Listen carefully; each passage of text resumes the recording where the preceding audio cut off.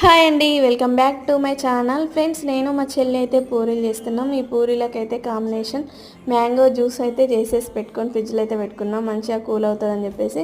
So అది cool అయ్యే లోపల పూరీలు అయితే చేసుకుందామని చేస్తున్నా. సో చాలామంది అయితే యూట్యూబ్లో ఈ పూరీలు మ్యాంగో జ్యూస్ అయితే కొత్తగా అంటున్నారు. సో ఇది కొత్తగా అయితే ఏం కాదు, చాలా రోజుల నుండి అయితే ఉంది. మేమైతే చిన్నప్పటి నుండి కూడా తెలిసే అన్నమాట.